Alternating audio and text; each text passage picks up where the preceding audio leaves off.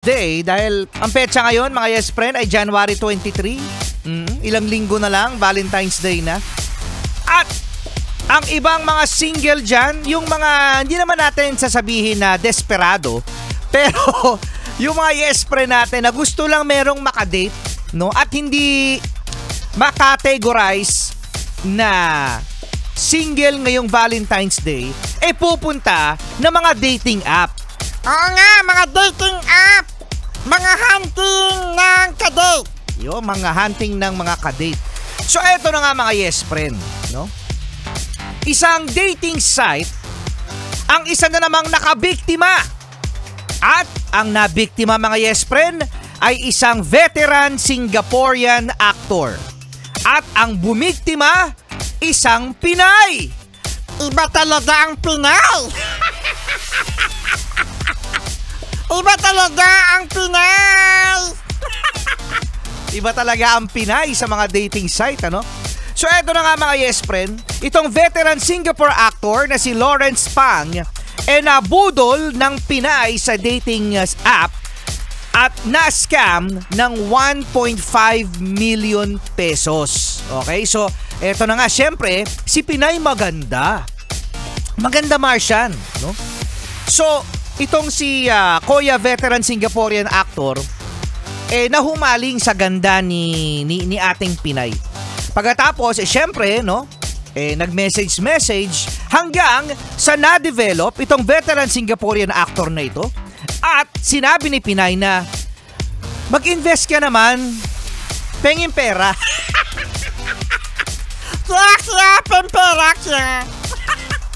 Ayan, so hanggang sa nagkaroon na sila mga yes friend ng tila umano'y investment.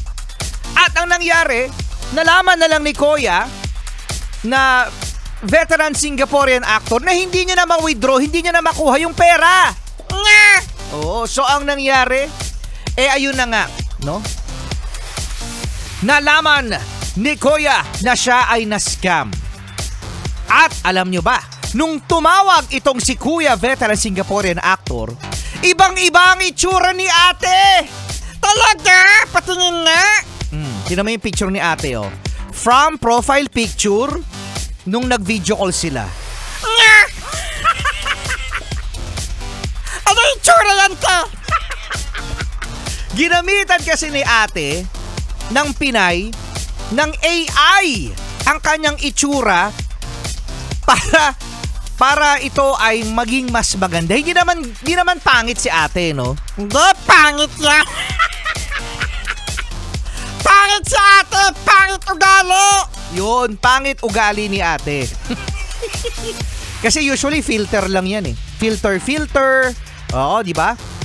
Edit, Photoshop. Pero ngayon mga yes friend, AI na ang ginagamit. At eto nga, how to spot a red flag. Magtaka na kayo mga yes friend kung masyadong maganda o gwapo ang nasa profile picture. So kapag masyadong maganda yan, pag masyadong pogi, ibig sabihin yan, posible na yan ay scammer. Kaya, huwag masyadong pogi tsaka maganda sa profile picture, ha? Baka mapagkamalang kang scammer. Yan, pagkatapos wala siyang social media account. Yun lang. Tapos wala siyang masyadong friends. Kung meron siyang friend, puro lalaki. Puro lalaki. Oo, yung Pinay na nangi-scam at humihingi ng pera. Ayan. Kapeng baya. Ay, di pala. Kapeng milyon. Ayan ang ating Yes FM Balitang. Ha? Kasama nyo pa rin Rico Panyero at Marcia, nag-cute ko talaga. Sana hindi ako may scam sa kakyutan ko. Sige.